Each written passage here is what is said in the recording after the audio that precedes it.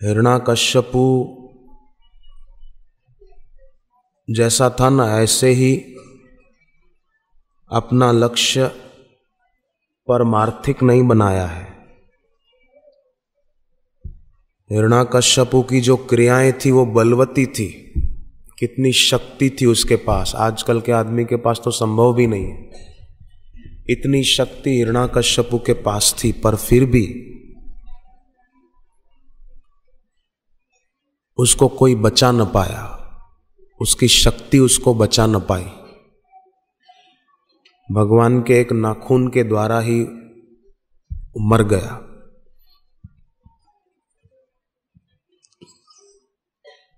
बरसात हो रही हो खूब,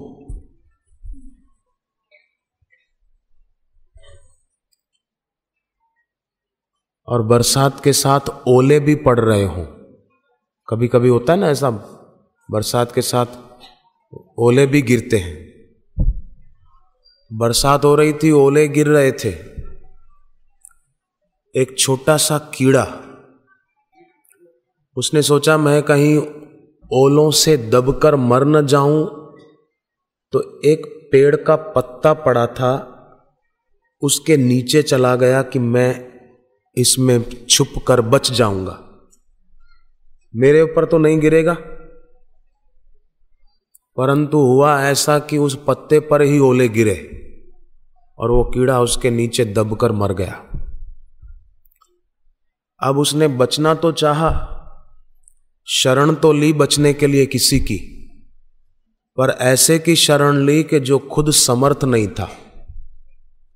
पत्ता खुद दबने वाला था ओले से, तो उसकी शरण लेने से कीड़ा कैसे बच सकता था। भागवत में कथा आती है कि भाई परीक्षित राजा को तक्षक नाग ने काटा और वो मर गए। फिर उनके बेटे जन्मेजय ने सब सांपों को मार डालने के लिए एक यज्ञ का आयोजन किया। अभिचार मंत्रों के कारण सांप दूर दूर से खींचकर आ रहे थे और यज्ञ कुंड में गिरकर जल रहे थे। अब परीक्षित को काटने वाला जो नाग था तक्षक, वो देवताओं के राजा इंद्र की शरण चला गया कि मेरे को बचाओ, और इंद्र के आसन को लपट मार के बैठ गया। जैसे सांप कैसे गोल गोल कुंडाला मार के बैठे, ऐसे बैठ गया। अब वो ब्राह्मण मंत्र बोल के आहुति डाल रहे हैं और सांप खींचकर आ रहे थे, पर तक्षक इंद्र के आसन को लपट लगा के बैठा था, तो वो नहीं आ रहा था।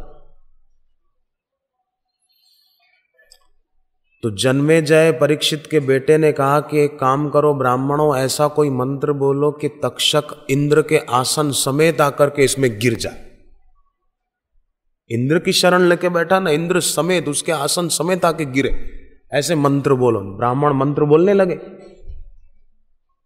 तो इंद्र का आसन डोला और ये अभी जाएगा, अभी यज्ञ कुंड में जा गिरेगा, ऐसी हालत हो गई। तो इंद्र ने सोचा कि अब तो गुरु की शरण ही सुखकारी है। इंद्र गए गुरु बृहस्पति जी के पास और गुरु ने आकर के जन्मेजय को समझाया, यज्ञ रुकवाया, और तब जाकर के इंद्र और तक्षक की रक्षा हो पाई। अब देखो, तक्षक इंद्र की शरण में गए तो भी सुरक्षित नहीं हो पा रहे थे, है ना। इंद्र के आसन समेत खींच रहे थे अग्निकुंड में। वो तो इंद्र को पता चला कि अब तो सदगुरु की शरण में जाएं, तो गुरु बृहस्पति जी ने उनको बचाया। तो जीवन में ऐसे की शरण ली जानी चाहिए कि जो समर्थ है, जो भयहारी है। अब तक्षक इंद्र की शरण जा बैठा, इंद्र खुद डर रहे थे। तो जीवन में कोई समर्थ की शरण लेनी चाहिए, और उनकी शरण लेने से उनके चरणों में बैठकर उनके दिए हुए ज्ञान को ठीक से समझने से पता चलेगा कि मानव तन पाकर अगर भगवत प्राप्ति के बिना ही दुनिया से मर कर गए तो मानव दुनिया में आए ही नहीं। यहां आए तो जीवन बेकार में गंवा दिया। वस्तु का मूल्य पता न होने पर आदमी उससे फायदा नहीं उठा सकता। एक सेठ थे, हीरों का काम था उनका, एक का एक बेटा था, पर वो थोड़ा कम बुद्धि थी उसकी। तो सेठ की तबीयत ऐसी खराब हो गई कि किसी दवा से तबीयत अच्छी नहीं हो रही थी। सेठ ने देखा कि अब तो मैं मर जाऊंगा और माल सब लोग रिश्तेदार दोस्त लूट कर ले जाएंगे, क्योंकि बेटे में तो दम नहीं है, छोटा भी है और बुद्धि कम है। तो बाप ने कीमती मोतियों की माला, ओरिजिनल मोतियों की माला उसको गले में पहना दी, बड़ी कीमती थी, और कहा कि बेटे जल्दबाजी में इसको निकालना नहीं, इसको गले में ही पहने रखना। बाप की तो मृत्यु हो गई, संपत्ति रिश्तेदारों ने, संबंधियों ने, दोस्तों ने लूट ली। अब ये सेठ की पत्नी और बेटा, दो व्यक्ति बचे। अब कौन इनका ख्याल रखे? जो पैसे थे वो खत्म हो गए, अब इनके पास कुछ बचा नहीं। तो एक दिन बेटा किराने की दुकान पर कुछ मांगने के लिए गया कि हमको थोड़ा कुछ सीधा सामान दे दो ना। तो दुकानदार की नजर उसके गले में जो मोतियों की माला थी उस पर पड़ी। तो वो पहचान गया कि ये तो सच्चे मोतियों की माला है। बोले ये मोतियों की माला दे दो तो मैं इसके बदले में तुमको 1000 रुपए दे दूंगा। तो बेटे को बाप की याद आ गई कि जल्दी में माला निकालना नहीं। बेटे को हुआ कि इसका मतलब ये माला कीमती है, ये 1000 रुपया देने को तैयार हो गया। वो लड़का गया दूसरी दुकान पर, एक सोना चांदी वाला हो ऐसे की दुकान पर गया, जानकार के पास। बोले ये माला आप खरीदोगे मेरे से? बोले हाँ। बोले कितने रुपए दोगे? बोले 10,000 दे दूंगा। 10,000 नहीं बेचनी है, बाप ने कहा था जल्दी में निकालना नहीं। फिर और पक्के जौहरी के पास जाकर पूछा तो उसने फिर और उसका रेट बताया। उसने सब मोती नहीं बेचे, पर रोज एक एक मोती बेचता गया और कुछ सामान दूसरा खरीद के एक जगह छोटी दुकान लेके वहां बेचता गया। फिर दूसरा मोती बेचता और सामान खरीद कर लाता, बेचता, इनकम बढ़ती गई। ऐसा करते करते वो एक बड़ा उद्योगपति हो गया अपने बाप की तरह। तो माला गले में तो थी पर उसका मूल्य पता नहीं था, तो बेचारा दर दर की ठोकरें खा रहा था। ऐसे ही शक्ति हमारे पास है, परंतु फिर भी हम पंडितों के पास, तांत्रिकों के पास, ज्योतिषियों के पास, कभी किसी के पास कभी किसी के पास धक्के खाते रहते हैं। फिर भी जीवन में कोई बरकत नहीं आती, कोई सुख नहीं आता, कोई शांति नहीं मिलती। सोचते हैं कि हमने ये काम किया फिर भी हमको सफलता नहीं मिली, हमारे सिर पे कर्जा बढ़ गया, क्या करें। काले बादल आकाश में छा जाते हैं तो उसका मतलब ये नहीं कि अब सूरज उदय नहीं होगा, सदा के लिए अस्त हो गया, नहीं। दुख के घने बादलों के पीछे ही सफलता रूपी सूर्य चमक रहा है। थोड़ा इंतजार करो, सफलता तेरे चरण चूमेगी।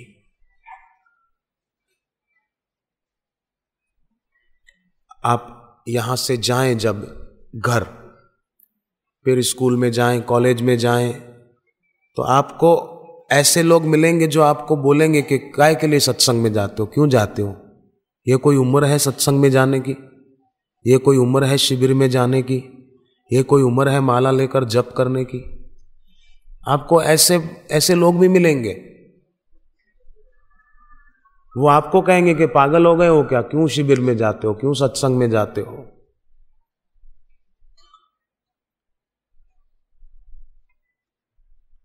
वो बोलेंगे ये उम्र तो एंजॉय करने की है। तो आप उनको सुनाना, पागल कहीं के, बिना भक्ति के और बिना साधना के किसी को एंजॉय हो सकता है क्या? प्लास्टिक के फूलों से कभी खुशबू आ सकती है क्या? बोलो, आप बताओ विद्यार्थी। मगरमच्छ की पीठ पर बैठकर कोई नदी पार जा सकता है क्या? नींद आए तो सांप को तकिए की जगह पर रखकर कोई चैन की नींद सो सकता है क्या?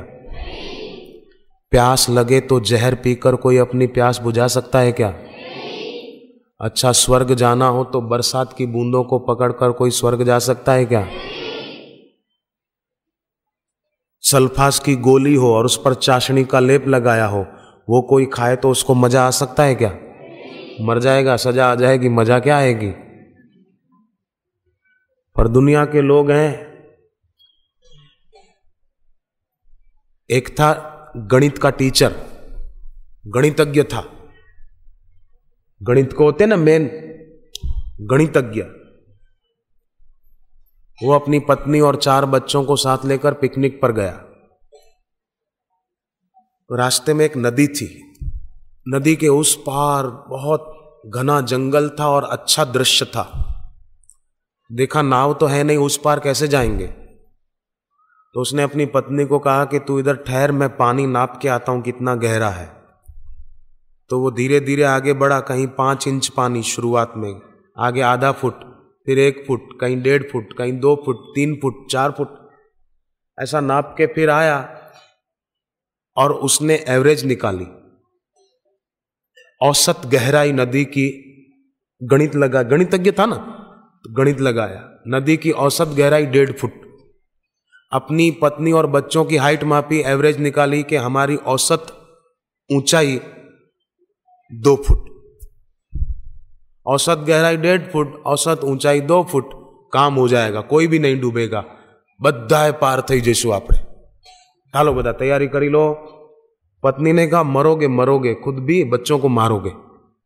ये औसत गहराई और औसत ऊंचाई का कौन सा गणित लगाया तुमने? बोले तुझे पता नहीं, मैं गणितज्ञ हूं।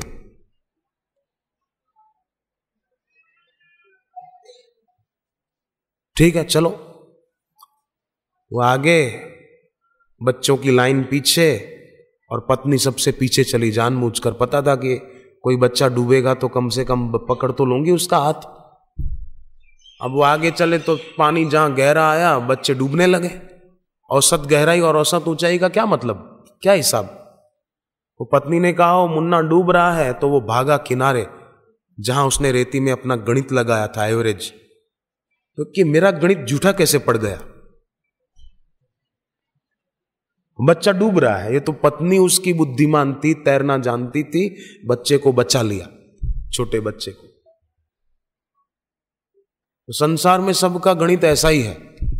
उनको लगता है कि हम कुछ कर रहे हैं, पर डूबने का काम कर रहे हैं। आए थे फूल चुनने को, पर कांटे चुनने लग गए। आए थे अमृत पीने को, पर जहर पीने की इच्छा रखने लग गए। कोई आदमी को प्यास लगी हो, आप कल्पना करो, और उसके पास कोई शरबत का प्याला लाए और उसको कहे लो भाई साहब आपको प्यास लगी है ना, आप शरबत पियो। वो आदमी जो ही शरबत पीने लगे, कोई आए और कहे कि ठहरो ठहरो भाई साहब, ये जो आप पीने जा रहे हो ना, इसमें जहर मिला हुआ है, जहर पियोगे तो मर जाओगे, खबरदार मत पीना। एक बार उसको पता चल जाए तो आप बताओ क्या वो पिएगा? क्या नहीं पिएगा, क्योंकि पता चल गया जहर है, पीऊंगा तो मरूंगा। पर लोगों को पता है कि संसार के सारे विषय, भोग, विकार ये जहर जैसे हैं, पर फिर भी मैं फिल्म देखूं, मैं गाना सुनूं, मैं बर्गर खाऊं, मैं पिज्जा खाऊं। हनुमान जी विदेश गए तो भी फल खाए थे, और अपने जवान हिंदुस्तान में रहते हैं तो भी मैकडोनल्ड में जाते हैं, पिज्जा हट में जाते हैं और विदेशी खुराक खाते हैं। रामानुजम हमारे देश का विद्यार्थी, बड़े बड़े गणितवेता जिसका लोहा मानते थे, वो इंग्लैंड गया पढ़ने के लिए, तो वहां की सब्जियां नहीं खाता था, विदेशी फ्रूट नहीं खाता था। तो किसी ने पूछा सब्जी खाने में क्या है, फ्रूट खाने में क्या है? तो उसने कहा कि मैं अगर विदेशी सब्जियां और विदेशी फ्रूट खाऊंगा ना, तो उससे मेरे को दैवी प्रेरणा जो मिल रही है ना पढ़ाई में, वो नहीं मिलेगी, वो बंद हो जाएगी, इसलिए मैं ये विदेशी सब्जियां भी नहीं खाऊंगा। कैसा बुद्धिमान वो विद्यार्थी होगा। आजकल तो विदेशी कंपनी का वो देखकर तुरंत खरीद लेते हैं कई लोग कि हाँ ये बढ़िया चीज है, ले लो। जितना हो सके अपने को संभालें। अपने जीवन में हम सभी विद्यार्थी कर्तव्य परायणता को महत्व दें। अपना कर्तव्य है अभी साधना करने का, अपना कर्तव्य रोज सुबह जल्दी उठने का, 5 बजे के पहले पहले बिस्तर छोड़ देना चाहिए। सात्विकता बढ़ेगी, तबीयत भी अच्छी रहेगी। देर से उठेंगे तमोगुण बढ़ेगा, स्वास्थ्य भी बिगड़ेगा, बुद्धि भी बिगड़ेगी।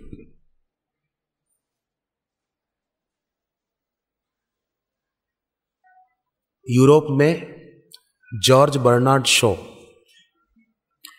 उनकी तबीयत एक दिन खराब हो गई, बहुत खराब हो गई, ऐसा लगा कि हार्ट अटैक आया है। तो उन्होंने अपने परिचित डॉक्टर को फोन किया। वो डॉक्टर भी बूढ़े थे। फोन किया, डॉक्टर जल्दी आओ प्लीज, जल्दी, मेरी तबीयत बहुत खराब है, दर्द इतना हो रहा है हार्ट में कि मेरे को सहन नहीं हो रहा, लगता मेरे प्राण निकल जाएंगे, आप जल्दी आइए। तो डॉक्टर ने अपना वो बॉक्स तैयार किया, बैग, गाड़ी में आए और ऊपरी मंजिल पर घर था जॉर्ज का। सीढ़ियां चढ़कर डॉक्टर ऊपर पहुंचे, कमरे में अपना बैग फेंक दिया। डॉक्टर हांफने लगे, श्वास चढ़ी गयो जाने हम लोग, और गिर गए धरती पर धीरे से। तो जॉर्ज को हुआ कि डॉक्टर को क्या हुआ, इलाज करने आए थे और खुद गिर गए। अब जॉर्ज पेशेंट उठकर आया, क्या हुआ डॉक्टर, डॉक्टर क्या हुआ, डॉक्टर, डॉक्टर क्या हुआ।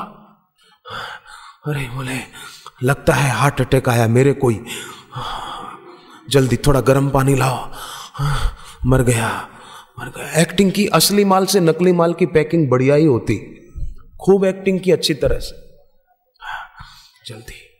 वो उसने सारी जो डॉक्टर बोलते रहे वो ट्रीटमेंट की, पेशेंट ने डॉक्टर की। फिर डॉक्टर थोड़ी देर के बाद, thanks a lot mister George, आपका खूब खूब धन्यवाद, अब मेरी फीस लाओ। जॉर्ज बोले काहे की फीस, मैं तुमसे फीस लूं कि तुम मेरे से फीस लोगे। डॉक्टर बोले मैं आपका इलाज करने आया था ना, तो इलाज तो, जॉर्ज बोले मैंने आपका किया। बोले नहीं नहीं, मैंने आपका इलाज किया है। बोले आपने कहा मेरे को दवाई दी। बोले यही मेरा इलाज करने का एक तरीका है। मैंने सोचा तुम्हारी नाड़ी देखूंगा और तुमको कोई दवा दूंगा, तुम टेंशन में आओगे, मेरे को क्या तकलीफ है, तो मैं खुद तकलीफ में आ गया, तुम्हारी तकलीफ मिट गई, तुम उठकर आ गए, दौड़ने लग गए, थोड़ी फुर्ती आ गई, तुम्हारे श्वास ठीक से चलने लग गए। यही मेरा ये भी एक आइडिया है इलाज करने का। लाओ मेरी फीस लाओ। फीस लेके डॉक्टर चलते बने, आए थे इलाज करने, कैसा इलाज किया। तो कई बार व्यक्ति खुद की गिरी हुई मानसिकता से भी गिरता जाता है, अस्वस्थ रहता है, दुखी रहता है। तो अपना मानसिक दृष्टिकोण ऊंचा बनाए, मानसिक दृष्टिकोण से बच्चे न बने। बचपन तो हो पर बचपना नहीं होना चाहिए, ठीक है ना। बापूजी के जीवन में बचपन था पर बचपना नहीं था। कई लोग 55 के हो जाते हैं पर बचपना नहीं जाता है, 55 के हो जाते हैं पर बचपन नहीं जाता। परिणाम यह आता है कि बच पाना मुश्किल हो जाता है। पर बापू के जीवन में बचपन था, बचपना नहीं था। सिनेमा उन्हें कभी न भाए, बलात ले गए रोते। बचपना नहीं था। आजकल तो लोग रिमोट लेकर बैठते हैं, 1 2, सरल हो गया ना आजकल तो फिल्में देखना। फिर जो अच्छा लगा प्रोग्राम, हाँ बस ये ठीक है, फिर रिमोट रख दिया, खाते भी जाएंगे देखते भी जाएंगे।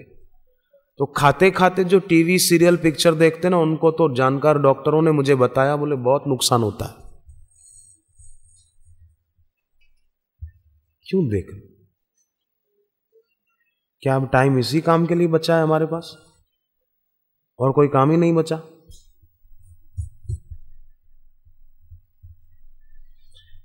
बुद्धिमानी का प्रयोग करना चाहिए, बुद्धिमानी का परिचय देना चाहिए, और इन कामों में अपना समय नहीं बचाना चाहिए। सूर्य भगवान को देखो, सुबह से लेकर अपना गतिमान जीवन प्रारंभ करते हैं और असंख्य लोगों को द्युतिमान करते हुए सतत गतिशील रहते हैं।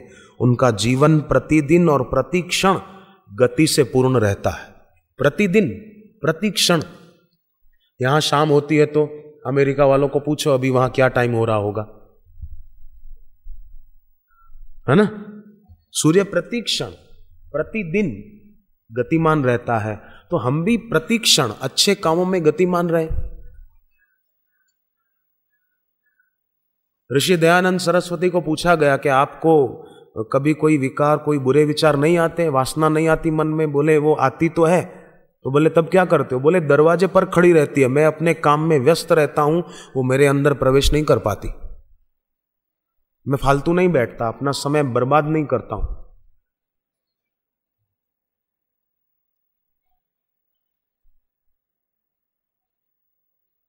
इसलिए सावधान रहे। कई युवान भाइयों ने मुझे बताया है कि वो पहले फिल्में देखते थे और गाने सुनते थे, परंतु अब जो ही उन्होंने सत्संग सुना, अब कभी गाने की कैसेटें नहीं सुनते। हमारा बंबई में सत्संग था, पार्ला में, 8-10 साल पहले की बात है। 5 दिन का कार्यक्रम था।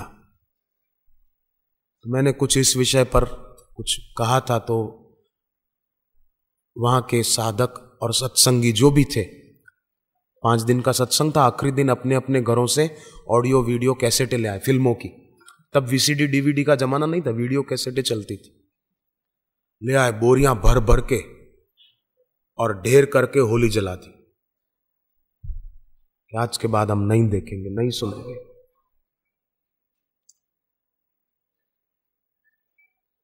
हांगकांग में सत्संग था, तो एक भाई मुझे अपने घर ले गए। बापूजी की एक वीडियो कैसेट एक देखकर उनका जीवन ऐसा बदला।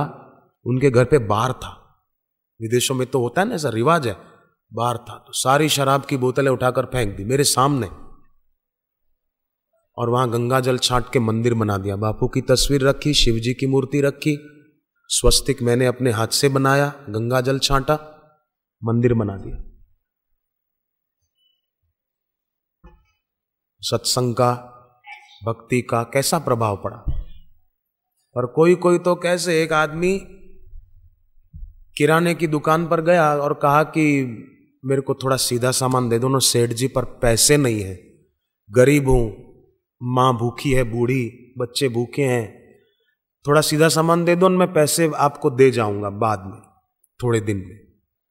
सेठ धर्मात्मा था, दया आई और उसको दे दिया सीधा सामान, ले जा। दे तो दिया थैला पैक करके, पर कहा कि देख नगर में एक सर्कस वाले आए हैं, कहीं ऐसा ना हो कि तू ये सीधा सामान किसी और को बेचकर सर्कस देखने चला जाए। बोले नहीं नहीं, आप उसकी चिंता मत करो, मैंने सर्कस के लिए पैसे संभाल के रखे हैं अलग। अब सर्कस के लिए पैसे रखे हैं, सीधा सामान ग्रोसरी स्टोर पे गया तो उसके लिए बोले उधार दे दो। कितनी गलत बात है।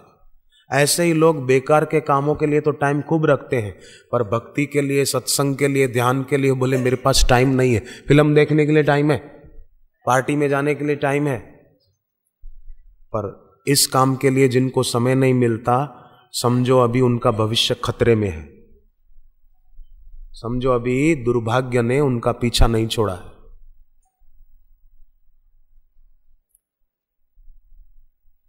जो विद्यार्थी काल में ऐसी जगह पर पहुंचे तो समझो अपने हाथों के द्वारा वो ऐसा घर बना रहे हैं कि जहां शांति मिले। पर जो सत्संग में नहीं आते वो ऐसा घर बना रहे हैं मानो नरक की भट्ठी बना रहे हैं, भट्ठी। जिन ईंटों के द्वारा स्वर्ग बन सकता था, उन ईंटों के द्वारा वो नरक की भट्ठी तैयार कर रहे हैं। मनमाना आचरण।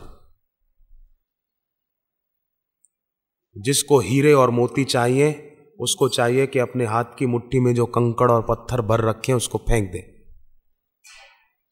धरती पर खड़े हो और एक कदम आगे बढ़ाना हो तो जिस धरती पर कदम रखा है उस धरती को छोड़ना पड़ेगा, तभी आप एक कदम आगे बढ़ा सकोगे। ऐसे ही अगर पूर्ण गुरु की पूर्ण कृपा पाना है तो जिन अपनी तुच्छ मान्यताओं को अकड़ पकड़ को पकड़ रखा है उसको छोड़ना होगा, तो आगे बढ़ सकेंगे। जहां खड़े हैं आगे बढ़ना तो वो धरती छोड़नी पड़ेगी, तो ही आगे बढ़ेंगे। ऐसे ही कुछ छोड़े, क्या छोड़े कि मनमाना छोड़े, मन में आए वो न करे। गुरु को जो अच्छा लगता है वो करे। सदगुरु के साथ उनकी हां में हां मिलाकर चलने की तैयारी रखें। और उस हां में हां मिलाकर चलने में कभी ऐसा लगे कि हम तो मानो आग में तप रहे हैं, कभी ऐसा लगे कि हमारा ताड़न हो रहा है, डरना नहीं, उसको भी अनुग्रह मानना।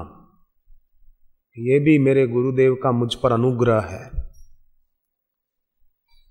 एक संत ने अपने शिष्य को किसी गलती पर जोर से थप्पड़ मार दी, जोर से, ऐसा जोर से मारी कि 5 उंगलियों के निशान छप गए उसके गाल पर।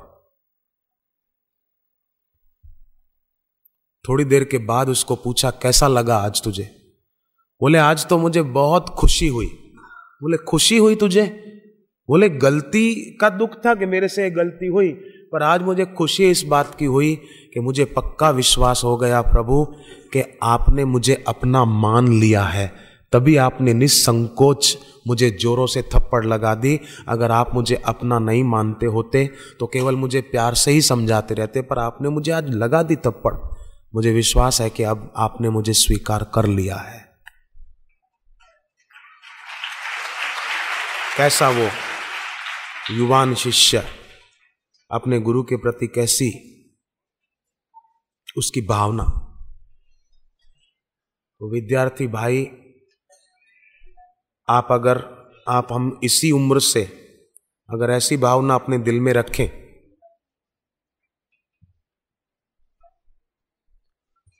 अश्रद्धा को और संशय को कभी भी अपने दिल में स्थान न दें, तो जरूर हमारी उन्नति दिन दूनी और रात चौगुनी होती जाएगी। और बहनें तो खास ध्यान दें, स्कूल कॉलेज में पढ़ने वाली जो बहनें यहाँ बैठी हैं, उनसे मैं प्रार्थना करूंगा कि बहनें होती है ना, उनका हृदय भावना प्रदान होता है। तो कई बार उन सज्जन सदाचारिणी बहनों की भावनाओं को दुष्ट लोग चिकनी चुपड़ी बातें करके गलत दिशा में मोड़ देते हैं।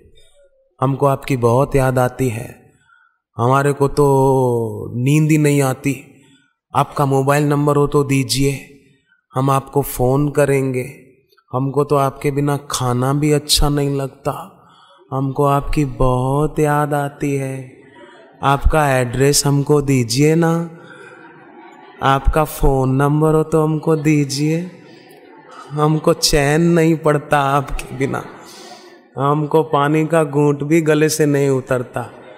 झूठ बोलता है बदमाश कहीं का, बेईमान, दगाबाज।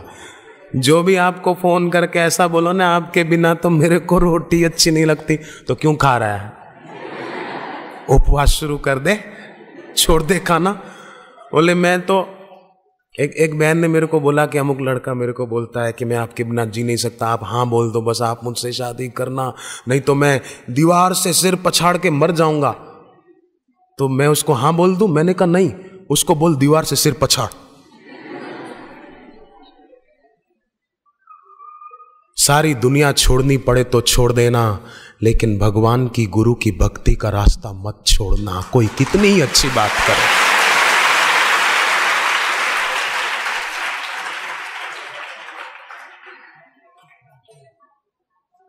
अंत में कौन साथ देगा? एक लड़के ने लड़की को, एक दूसरे को पसंद कर लिया उन्होंने, पर उनके परिवार वाले राजी नहीं थे, तो उन्होंने कहा कि दोनों किसी को नजर नहीं आए, चल दरिया में डूब जाएं।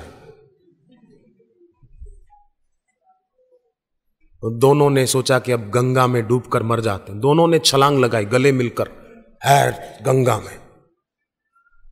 लड़की तो बेचारी भोली भाली, वो तो डूब गई, पर लड़का हाथ पांव हिलाकर भाग गया, किनारे आ गया। नहीं नहीं नहीं, नहीं मेरे को नहीं मरना, नहीं। और वो बेचारी मर गई।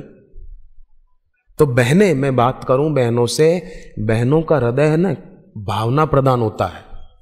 तो कई बार उनकी भावनाओं को गलत लोग गलत दिशा में मोड़ देते हैं। तो बहनें क्या करें कि अपनी भावनाओं को सही दिशा दे दें, ताकि उनकी भावनाओं का कोई आदमी दुरुपयोग न कर सके। सही दिशा दे दो, भगवान के, भगवत प्राप्त गुरु के चरणों में लगा दो बस। सहजोबाई, मीराबाई, दयाबाई, मुक्ताबाई महाराष्ट्र की, ये देवियां कितनी महान हो गई। तो हम भी उनकी तरह अपनी भावनाओं को सही दिशा में मोड़ दें, बस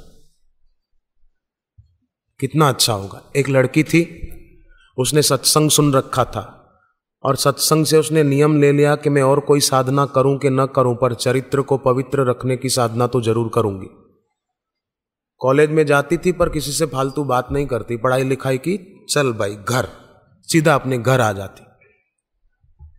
घर पे बैठ के फिर सत्संग की पुस्तकें पढ़ती, मानसिक जप ध्यान करती। ऐसी पवित्र आत्मा थी वो कन्या। प्राचीन भारत की नारी तो ब्रह्मा विष्णु महेश को बालक बनाने वाली थी अनुसुया। सूर्य की गति को रोक देने वाली शांडिली थी। गंगा की धारा चित्रकूट में प्रकट करने वाली अनुसुया। अनुसुया के पति रोज गंगा नहाने दूर जाते थे, काफी टाइम लगता था, तो अनुसुया ने पति को कहा, वहां मत जाओ, मैं आपके लिए गंगा यहां प्रकट कर देती हूं। पति ने कहा, अत्रि ऋषि ने कि गंगा को धरती पर लाने में भगीरथ की 3 पीढ़ियां चली गई थी। बोले आप देखो तो सही, धीरज रखो। अनुसुया ने संकल्प करके ब्रह्मा विष्णु महेश का आह्वान किया और उनको कहा कि गंगा की एक धारा यहां प्रकट होनी चाहिए, और हो गई। रामचरितमानस में लिखा है, सुरसरी धार नाव मंदाकिनी, अत्रि प्रिया निज तप बल आनी। अत्रि प्रिया माने अनुसुया, अत्रि जी की पत्नी, अपने तप के बल से गंगा की एक धारा चित्रकूट में प्रकट कर दी, जिसको आज मंदाकिनी गंगा के नाम से जाना जाता है। कैसी अनुसुया की शक्ति। ब्रह्मवादिनी मैत्रेयी, याज्ञवल्क्य ऋषि की पत्नी। याज्ञवल्क्य ऋषि ने कहा कि देवी अब मैं साधना करने जाऊंगा, एकांत में रहूंगा, आओ मैं तुमको संपत्ति का बंटवारा कर दूं। तो पत्नी कहती है, जो संपत्ति आपको सुख न दे पाई तो मेरे को क्या देगी, मुझे संपत्ति नहीं चाहिए, मुझे भी ध्यान साधना करनी है, एकांत में रहना है। तो कैसी ब्रह्मवादिनी मैत्रेयी। पर आजकल सिनेमा थिएटर, चेन्नई के चीफ प्रेसिडेंसी मजिस्ट्रेट ने लिखा कि सिनेमा वर्तमान युग का अभिशाप है। फिल्म इंडस्ट्री वालों का लक्ष्य तो पैसा कमाना है, और वो पैसा कमाने के उद्देश्य को ध्यान में रखकर बस हमारे देश के युवाओं के साथ अन्याय कर रहे हैं। सिनेमा भारत की युवा पीढ़ी में किस हद तक अश्लीलता की वृद्धि कर रहा है, ये चेन्नई के मजिस्ट्रेट ने बहुत अच्छी बात कही। पर अब सब माने तो। दिल्ली में वजीराबाद है साहब, वहां पर फैक्ट्रियां हैं। सुप्रीम कोर्ट ने आदेश किया फैक्ट्री के मालिकों को कि आपकी कंपनी का जो वेस्ट वाटर है उसकी पीएच वैल्यू 4 है, आप उसकी पीएच वैल्यू बढ़ाइए 5.5 करके फिर यमुना में छोड़िए, नहीं तो उचित कार्रवाई की जाएगी आपके खिलाफ।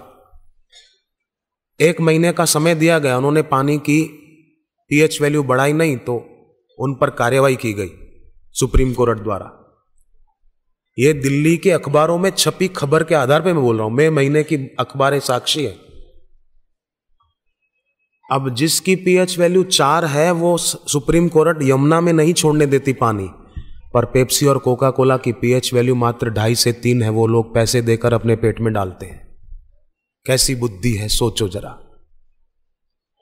तो विद्यार्थी आज से ध्यान रखें, ऐसा जहर अपने पेट में न डालने का संकल्प कर लें कि आज से हम पेप्सी नहीं पिएंगे। जो नहीं पीते हैं वो हाथ ऊपर करें। नहीं पीते हैं, शाबाश। अब जो पीते हैं और छोड़ने का संकल्प कर रहे हैं वो हाथ ऊपर करें, आज के बाद नहीं पिएंगे, शाबाश। ऐसे भी कई वीर विद्यार्थी भाई बहनें हैं, आज के बाद नहीं पिएंगे, बस हाथ नीचे करें। ओम नमो भगवते वासुदेवाय। ओम नमो भगवते वासुदेवाय। ओम नमो भगवते वासुदेवाय। मैं वो बात कन्या की पूरी करूं। कन्या घर पे आती तो फिर सत्संग की किताबें पढ़ती, मौन रख के मानसिक जप करती। एक दिन एक सेठ का लड़का, पैसों का घमंड था उसको, वो आया और लड़की के आगे अनुचित मांग की। तो उस सदाचार की मूर्ति, उस देवी ने उस युवक को कहा कि मैं तेरी इच्छा पूरी करूं पर तू मेरी इच्छा पूरी कर। बोले कौन सी? बोले मुझे एक ऐसी शॉल ला कर दे जिसमें हीरे लगे हुए हों, असली। पैसे का अभिमानी था, वो गया और ले आया बनवा के जल्दी। कन्या ने कहा अब चलो हम कहीं ऐसी जगह चलें जहां कोई ना हो, यहां तो मेरे माता पिता आ जाएंगे। कन्या उसको ले गई। नगर के बाहर एक गटर का नाला बह रहा था, उसमें वो शाल डुबा दी। वो लड़का बोला ये कीमती शाल हीरों से जड़ी हुई तूने इसलिए मंगाई थी कि कीचड़ में गंदा करे? तब उस कन्या ने कहा भाई तेरे कुछ रुपयों से लाई हुई शाल मैंने इस कीचड़ में गंदी की तो तुझे इतना गुस्सा आ रहा है, तो जरा सोच, रुपयों से न मिल सके ऐसी मनुष्य शरीर रूपी शॉल तुझे भगवान ने दी है और तू उसको खराब कर रहा है। भगवान तुझ पर कितना नाराज होते होंगे वो तू नहीं सोचता। तेरी शॉल मैंने खराब की तो तू गुस्सा कर रहा है, ये भगवान की दी हुई, इसको खराब मत कर। तो कन्या की ये बात सुनने से उस युवान का दिल परिवर्तित हो गया। उसके दिल का कोई अन्न जला दिया था वो जल गया। उसके हृदय की वीणा के तार वो झंकृत हो गए। उसके हृदय का कोई दरवाजा बंद था वो खुल गया। विवेक जागृत हो गया, वैराग्य की आंख खुल गई और उसने उस कन्या के पैर छुए, जिसके आगे गलत बात कर रहा था उसके पैर छुए, प्रणाम करके माफी मांगी और उसने भी सत्संग का और भक्ति का रास्ता अपना लिया। एक जवान ने एक संत को कहा महाराज जी मैं तो भक्ति करता हूं पर मेरे घर के लोग मुझे रोकते टोकते हैं, तो मुझे डर लगता है कहीं मैं उनके संग में आकर भक्ति न छोड़ बैठूं।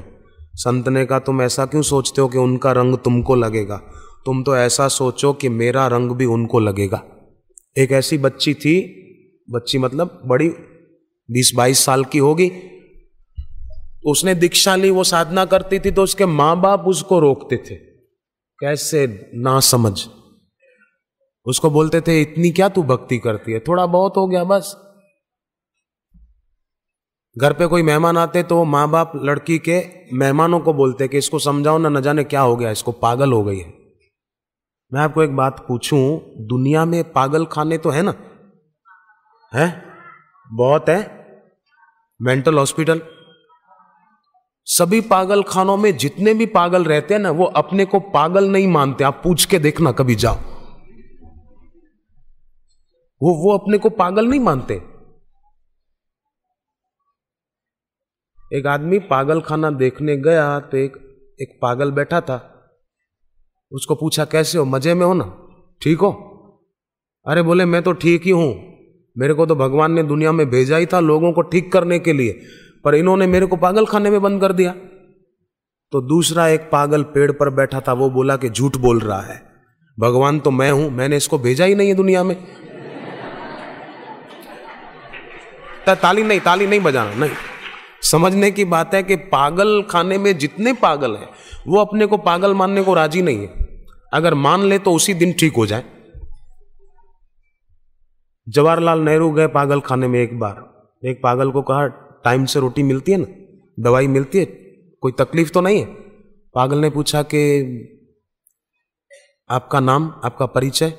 बोले मैं भारत का प्रधानमंत्री हूं, मेरा नाम जवाहरलाल नेहरू है। तो वो बोला कि मैं पहले घर पे था ना तो ऐसा ही बोलता था, आप भर्ती हो जाओ ठीक हो जाओगे, हमारे साथ रहो।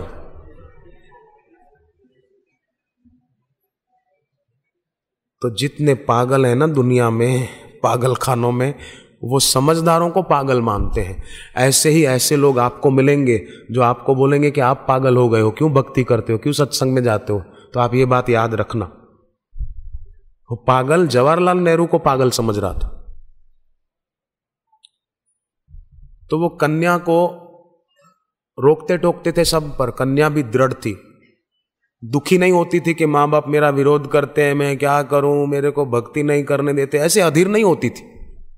वो सोचती थी कोई बात नहीं, मीरा का विरोध होता था तो मेरा भी हो, क्या बात है।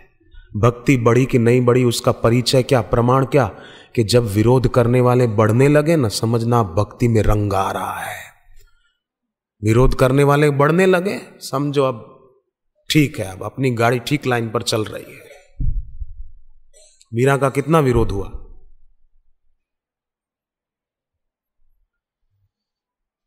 कन्या मनी मन प्रार्थना करती कि बापू मेरे माता पिता को भी सद्बुद्धि देना, उनको भी रंग लगे, वो भी इस रास्ते पर चले। और धीरे धीरे उस कन्या की भक्ति रंग लाई और उसके माँ बाप भी भक्त हो गए। अब तो उनके घर में बाल संस्कार केंद्र चलता है और उनकी 4 दुकानें हैं, 4 में से एक दुकान पे साहित्य, आश्रम की औषधियां, सत्संग की कैसेटें भी मिलती है। एक कन्या ने पूरा घर का वातावरण बदल दिया ना। तो हम क्यों, घर पे अगर कोई विरोध करता है तो डरो मत, कोई बात नहीं। अरे एक छोटा सा चाबी का टुकड़ा, चाबी कितनी छोटी होती है, चाबी ताले की, घर को ताला लगा दिया, घर कितना बड़ा, ताला लगाया, और चाबी कितनी जरा सी। एक छोटी सी चाबी इतने बड़े घर का दरवाजा खोल देती है। तो छोटा सा मिला हुआ गुरु का नाम दान, गुरु की मंत्र दीक्षा, वो बड़े बड़े तालों को खोलने की शक्ति रखती है। एक चाबी खोल देती है, लोहे की जड़ चाबी, लोहे की जड़ चाबी ताला खोल देती है। तो गुरु का दिया मंत्र तो चेतन है, बड़ा प्रभाव रखता है अपने आप में। डॉक्टर विक्रम सिंह, उत्तर प्रदेश के एडीजी साहब, पुलिस विभाग के प्रमुख, समझो प्रमुख ही हो गए एडीजी पूरे यूपी के। तो उनके भाई जर्मन से आए, 20 साल तक जर्मनी में रहे, तो अपना नाम प्रताप सिंह हटाकर पैट्रिक रख दिया था, जर्मन स्टाइल। नॉनवेज खाते, वाइन पीते। तो उन्होंने अपने भाई को कहा अब तुम हिंदुस्तान आ गए हो, ये तुम्हारा जर्मनी नहीं है, अब अपना नाम प्रताप सिंह रखो जन्म का। कितना अच्छा है प्रताप सिंह, ये पैट्रिक, पैट्रिक, मिस्टर पैट्रिक कैसा लगता है, तुम अभी जर्मनी में थोड़ी हो। और वो माने ही नहीं, बोले नहीं। कई लोग होते हैं उनको अच्छी बात कहो, सही बात कहो तो मानने को राजी नहीं होते।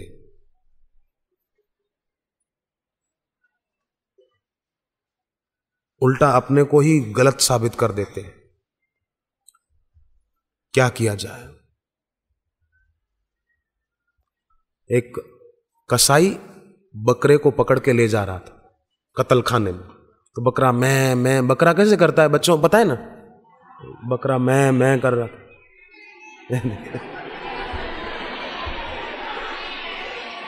बस बस बस, अपन आप बकरे थोड़ी हो।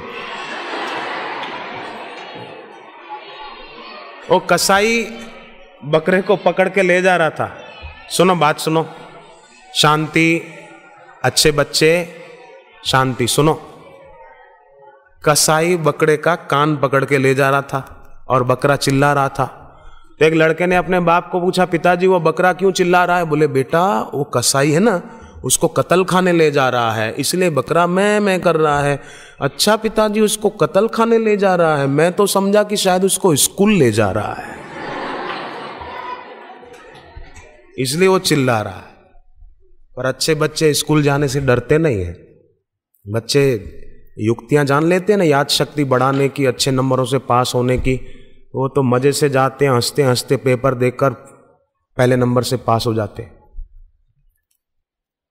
दिल्ली में मुझे एक कन्या ने बताया, उसके घर पर मैं बैठा था और सब लोग थे। उस कन्या ने कहा, सरिता उसका नाम, बोले कॉलेज के एग्जाम थे, अगले दिन पेपर देने जाना था, रात को मुझे डर लग रहा था उसी सब्जेक्ट के विषय में, मुझे थोड़ा पहले से भी डर था।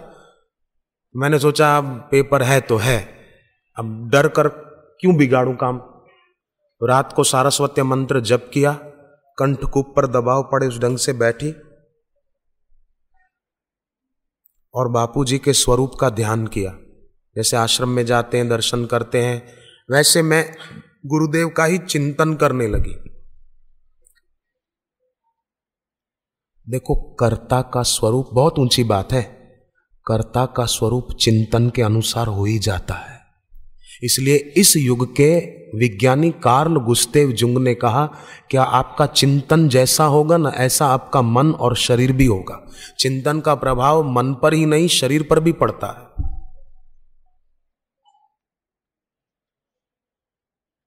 इसलिए ध्यान रखना। अमेरिका में एक डॉक्टर जिसका नाम जेनोव, उसने एक नई चिकित्सा जिसका नाम प्राइमल थेरेपी वो विकसित की। और प्राइमल थेरेपी में वो क्या करता था डॉक्टर, कि उसके पास कोई पेशेंट आता कि मेरे को अमुक तकलीफ है, श्वास की तकलीफ है समझो, तो वो पेशेंट को बिठाता और कहता कि श्वास की तकलीफ आपको कब से हुई? बोले करीब 1-1.5 साल से ये तकलीफ है। अच्छा, तो 1.5 साल पहले तो आपको ये तकलीफ नहीं थी? पक्की बात? बोले हाँ नहीं थी। तो आप बैठो आंख बंद करके और चिंतन करो कि 1.5 साल पहले मेरा शरीर स्वस्थ था, मुझे ये श्वास की बीमारी नहीं थी। 2 साल पहले बिल्कुल नहीं थी, मैं स्वस्थ था, वैसा ही अभी भी मैं स्वस्थ हो रहा हूं। ऐसा उसको चिंतन कराते।